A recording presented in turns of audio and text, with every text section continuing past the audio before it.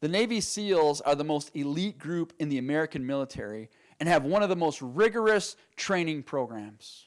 Between 75 and 80% of new recruits to the SEAL program fail to make it as a Navy SEAL. There's a guy by the name of Simon Sinek who has interviewed hundreds of Navy SEALs, and he asked them this question: who is able to become a SEAL?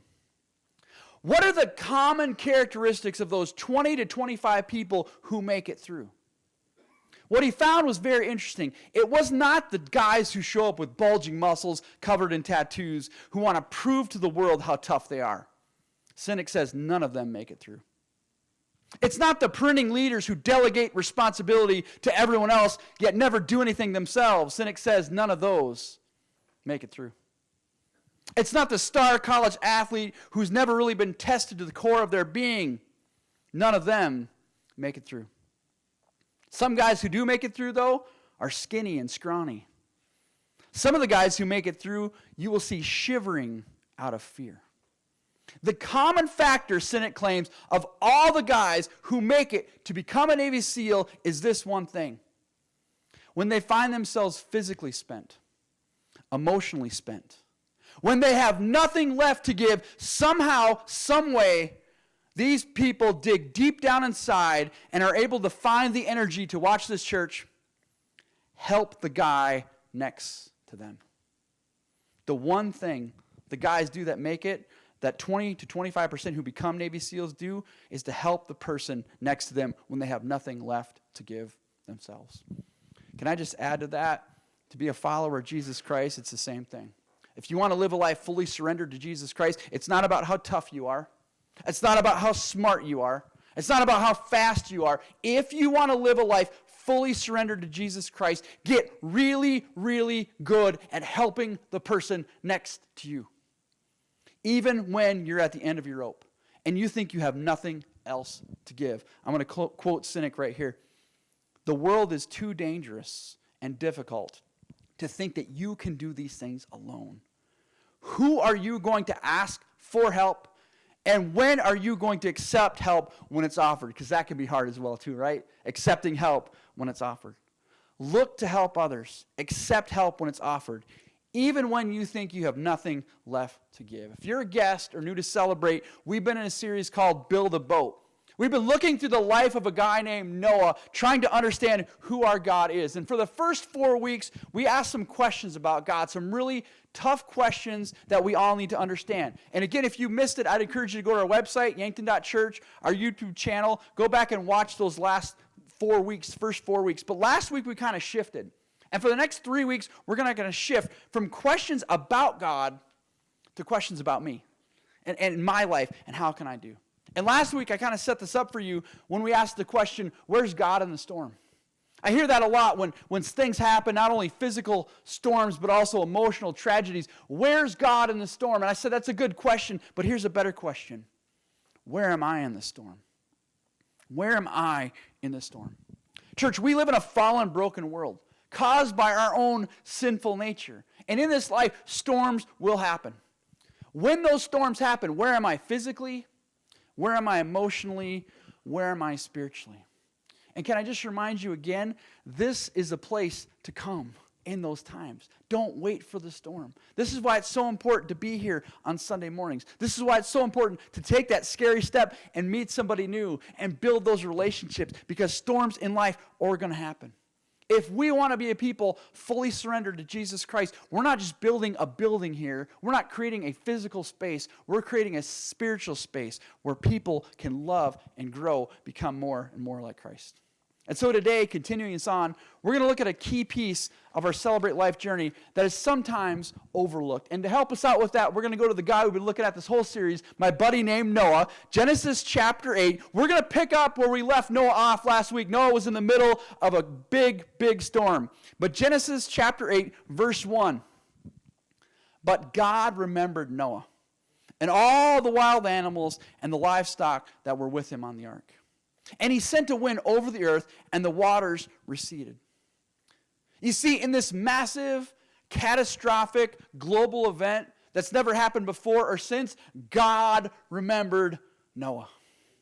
One of the biggest problems is we focus too much on the flood. We talk about Noah, we think about Noah and the ark and Noah and the flood. I think we focus too much on the flood. I think we need to focus more on God's love and protection for this man and his family. Look at verse 2. Now the springs of the deep and the floodgates of heaven had been closed, and the rain had stopped falling from the sky. Now, this is one of the things throughout this series we've been talking about, how we can take our faith and our brain and have them both out at the same time. And we've been kind of unpacking some things that we understand about the flood, maybe some misconceptions that we had. Last week we talked about it wasn't just the rain that fell. Genesis tells us that all the waters from the deep also burst forth. Most of the water that today is in our oceans was actually under the ground, and when it came forward, it caused this massive event, both the rain from the sky and the rain coming up from the ground. Verse 3. But the waters receded steadily from the earth. At the end of 150 days, the water had gone down. Again, just imagine all this water shooting up in the air, all this water coming down, now started flowing. It started going down into what we now have as our ocean basins that we see today. It started flowing into the valleys and the glaciers and the canyons that we see today. It's very similar to what we typically experience this time of year we call spring, when we see a lot of water flowing and a lot of snow melting. We don't have that this year because we've been really dry, right? But typically this time of year, that's what we see. Just imagine that in a massive global event. All of that water is flowing down out to the ocean and to the rivers. Look at verse 4. And on the 17th day of the 7th month, the ark came to rest on the mountains of Ararat. Now, I grew up in Sunday school, going to church every day, and I heard that Noah's Ark landed on Mount Ararat. How many heard that before? Noah's Ark landed on Mount Ararat. Okay, that's actually a poor translation. When you look at the Hebrew language there, what it actually says is, and maybe it says it in your translation, the mountains of Ararat, the mountain range that they call the mountains of Ararat. This is an actual place. It's located in modern-day Turkey. It's actually right on the border between Turkey, Iran, and Syria, right where they all kind of intersect. It's near where the modern Israel or the Holy Lands are. That's where this ark came to rest, in that spot. The whole point in saying that is to say this boat just came to a stop. It's been in this massive storm, and that's where it landed. Look at verse 5. The waters continued to recede until the 10th month. And on the first day of the 10th month, the tops of the mountains became visible. Now, it's important to note that there is really no description given or no narrative of what happened in the ark during this massive storm. Over the years, there's been a lot of speculation on what that must have looked like to survive in this storm. And the best example I can think of, if I want to give you a visual picture of it, if you've ever seen pictures of, or maybe you've experienced a ship out at sea in a storm. Easy for me to say, a ship at sea in the storm, right? And this their wind and the waves are hanging on. Have you ever seen that or you've seen it in a movie? They're just trying to survive. They're literally just hanging on for dear life. I would argue that Noah and his family for 40 days and 40 nights were just trying to survive in this massive storm. But eventually, as we just read, the rain stopped. The wind goes from a powerful force to a gentle breeze. The waves began to calm down. And suddenly, after many days, they feel the ark come to a halt and stop. I imagine that was a dramatic event. It might have even been a scary event. If you've ever been on a boat that either ran aground or came to shore really hard, you're like, oh, okay, I guess we're done, right? Can you imagine that on a big scale? And Noah and his family were left with the question, what do we do now? After literally hanging on for dear life for 40 days and 40 nights and experiencing this, and now what do we do? See, Noah had spent a good portion of his life planning and preparing for this massive global catastrophic event. This family had just survived the greatest storm in human history. 40 days and 40 nights of hanging on for dear life. Probably spent most of those days waiting to see if more would happen. Even after the boat came to a halt, I can imagine they're like, okay, are we done? Is it going to happen again? Are we going to start floating again? There's just a lot of unknown. And Genesis just told us after 3 months, they looked out their window and they saw these newly formed mountain ranges. Now, again, we talked about this. Mountains didn't exist before that point. Can you imagine seeing mountains for the first time? Wow, that must have blown them away. They'd never seen them before. But they still left the same question. What do we do now? God did not give implicit instructions what to do after the the storm. Noah, who had been faithful to God his entire life, survived this massive storm, is left with the question, what do we do now? I think it's a great question, church. What do I do after the storm? What do I do after the storm? I said last week, in life, you're either in a storm, you're coming out of a storm, or there's a storm coming for you. And I don't just mean physical storms, I mean emotional, spiritual storms as well. See, one of the problems I see is that we focus a lot on preventing storms. I want to stay out of a storm. I want to keep myself away from a storm. I want to protect myself from a storm. And then when the storm happens, either physically or emotional storm, now it's just surviving, just like Noah and his family. Let's just hang on for dear life. Let's just ride through the storm. Let's just get through this and make it. But it's just as important, how do we respond after the storm? And I don't think we spend a lot of time talking about that. And I want to talk about that today. See, we will have storms in life. We will enter major, massive storms in our life, cause us to move into a new season, whether we want to or not. Whether we lose a job, whether we lose a loved one, whether we experience a divorce, whether we move to a new town, all of these different things, our world can drastically change in an instant.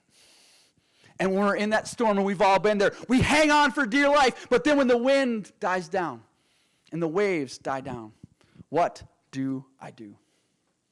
Where do I go? How do I live now that the storm has passed? And if we can really be honest, sometimes the storm in life, I've created myself. Sometimes I'm the storm. When I look back at 47 years of my life, there's many situations that I can see in that I was the cause of the storm. And when I get to the other side of it, I'm like, I don't want to go back. I don't want to do that again.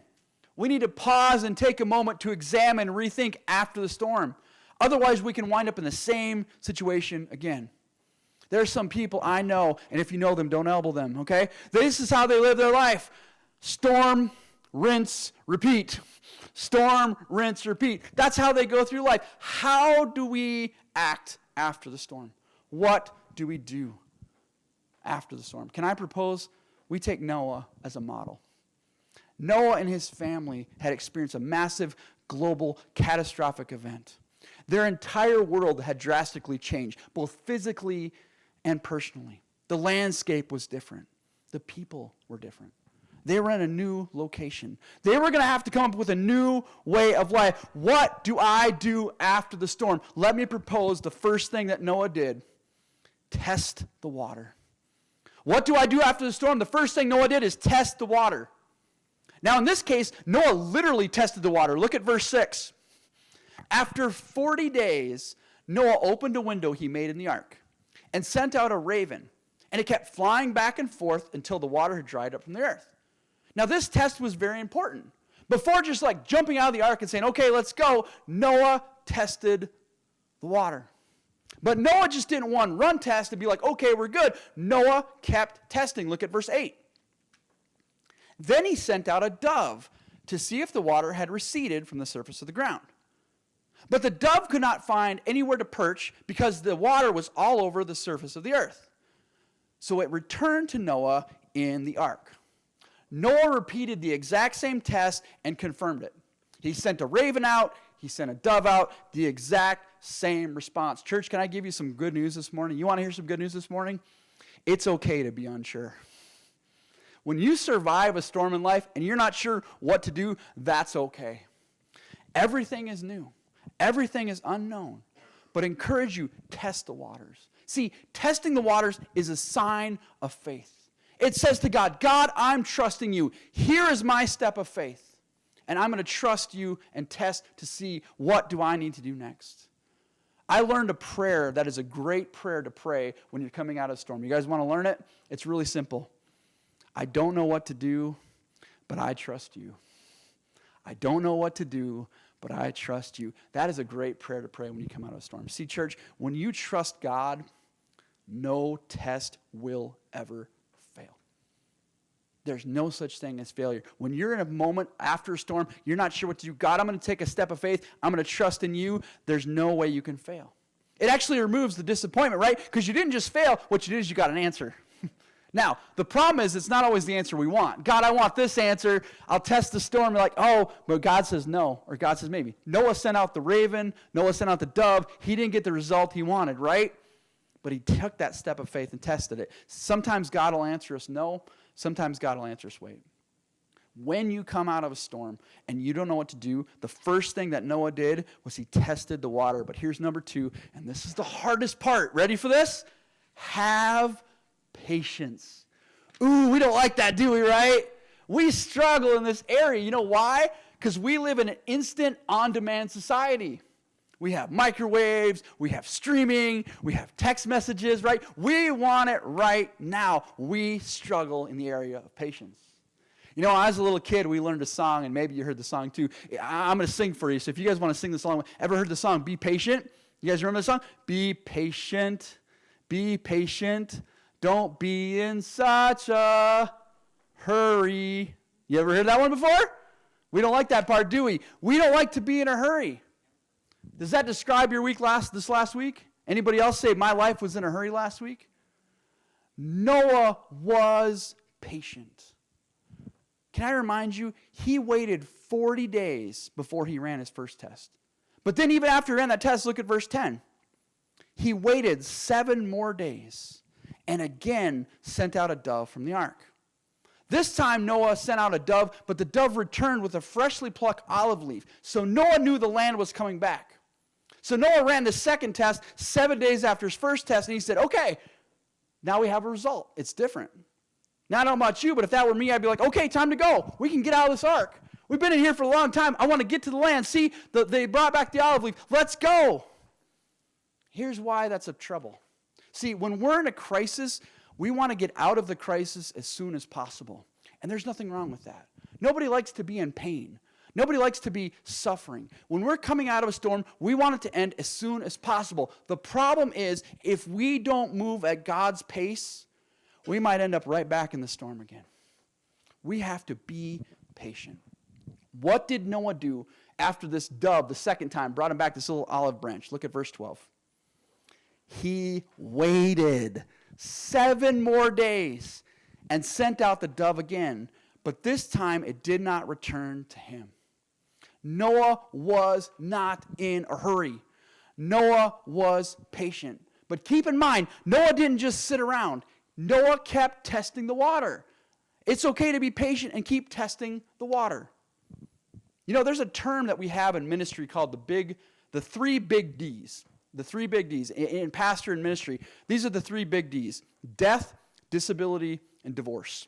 Okay? Those are big events in a life. 3 big D's. And they happen a lot in ministry. We deal with them a lot. When there's a death, when there's a disability, when there's a divorce. And one of the things that we advise people who are going through one of those 3 big D's, do not make a significant life decision for at least 1 year. Wait 1 year after you experience one of those to make a major life decision. Why is that the case? Because you're still emotional. You're still not thinking clearly. You're still healing. You're still testing this new life. There's still a lot of unknowns. And if you're not patient, if you rush into another relationship, or if you rush into a move or a job change, you could find yourself right back in the storm again, or even in a worse storm. Be patient when you're coming out of a storm. And can I add one more thing? Be patient with yourself. Sometimes our hardest critic is the person in the mirror. Can we agree on that? And when you're coming out of a storm, be patient with yourself. It's scary. It's unsettling. It's hard when you feel like you're not hearing from God. Give yourself some grace. Be okay not being okay. And oh, by the way, I'm going to add one more thing. Find some people to walk along with you. And just say, listen, I'm struggling right now. I'm coming out of the storm. I'm testing God. I'm not hearing, but I need some help with that so we can pray for you and be part of that. Give yourself some grace. What do I do after the storm? Noah tested the water. Noah had patience. But there's one more thing that's super important that Noah did. Listen to God. Noah tested the water, he had patience, and he listened to God. If you learn one thing from this series, if you take one thing from the life of Noah, I hope you take that Noah listened to God. I mentioned this before. We have 4 chapters in the life of Noah. Genesis 6, 7, 8, and 9. In those 4 chapters, we only have 3 verses of dialogue from Noah, and they happen way at the end of chapter 9. Noah was a man of few words, but he was a man of great faith and great obedience. Over and over and over again, Genesis tells us that Noah did exactly what God said. Listen to God. Can I remind you, Noah had already, just to recap, waited 40 days before he sent out the raven and the dove. Then he waited another 7 days before he sent out the dove. It returned with the leaf. He waited 7 more days, sent out a dove, and it didn't return. But then look at verse 15. Then God said to Noah, "Come out of the ark, you and your wife, your sons, and their wives." Church, Noah tested the waters. Noah patiently did these tests, but Noah did not move until God gave him the final word. Noah stayed in that ark until he heard from God as clearly as possible, "It's time to go. Now your family and you can move." Noah gave God the final word, to which we need to ask ourselves, who's the final word in your life? Are you the final word in your life? Are you listening to your friends? Are you listening to the internet? Are you listening to your family? Can I tell you something? For me and my household, God has the final word in my life. Now, I'm not saying you shouldn't listen to people. You should. But what I'm telling you is this. I've lived life long enough to understand that God will let your world get turned upside down. I wish I could tell you, as a minister of the gospel of Jesus Christ, I wish I could tell you that when you fully surrender your life to Jesus Christ, it's all sunshine and rainbows and everything's okay. That would be a lie. And that would be irresponsible. There will be storms that happen in life. But can I tell you something? When your life gets turned upside down, when the storm happens, God will reveal himself to you, that he's the number one in your life. If we continue to stay faithful to him, he is always right side up. Church, storms are going to happen. We can't keep them from happening. It's going to be part of our life. But it's so important to understand, when you come out of the storm, test the water. It's okay to be unknown. It's okay to send out those things and say, "Okay, God, I'm trusting you in this. I'm going to take this one step of faith." And maybe for some of you, it's just coming here today. Maybe that was your step of faith. Congratulations. Take that one step. Test the water. It's key, important, as we're coming out of the storm, to be patient. Don't be in a hurry to move on with life. God might be trying to tell you, listen, there's something in you that you need to look at. You need to identify. Because again, that might cause the storms. A lot of times, like I said, I'm the cause of my own storms. I have to take a pause and take a step back and say, what am I doing to create these storms, and how can I avoid it in my life? There's a common theme in every failed relationship. It's the person in the relationship, right? We have to look at that. Be patient. Test the water, but listen to God. And remember our friend Noah, a man of few words, but a man of great faith and great obedience. Noah let God have the final word, even when he was pretty sure. Even though he had tested his waters, he was patient. He saw the results. He said, "Okay, I'm pretty sure this is what we're going to do." He still waited for God to say, "Okay, Noah, it's time to get out of the ark." How much more do you and I need to let God have the final word in our lives? Storms are going to happen. And in those moments, we have to hang on for dear life. But when they come out of that water, and when we come out of that storm, when the winds and the waves start to die down, it's time to test those waters. It's time to be patient, but most importantly, it's time to listen to God. Let's pray.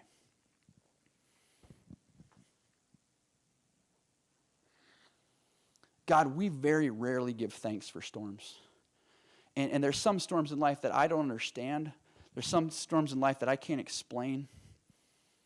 But God, as I look back on my life and I see the storms that you have brought me through, I'm grateful for your love and protection. God, in the same way that your love and protection was over Noah and that family during that whole awful storm, the worst storm that's ever existed, in that same way, your love and protection can be over every single one of us in our lives today.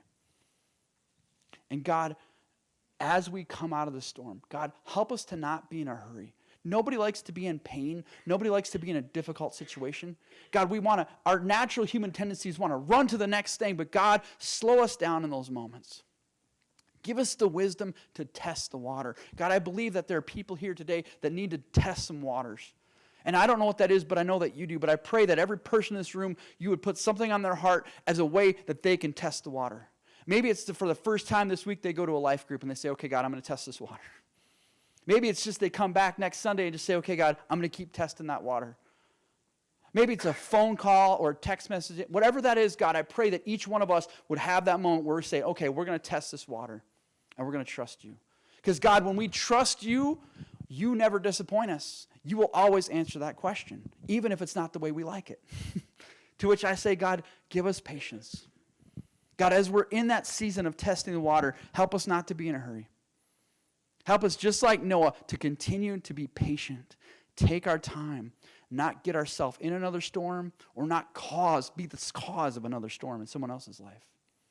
But God, more than all of that, help us to continue to listen to you. God, I want you to be the final word in my life.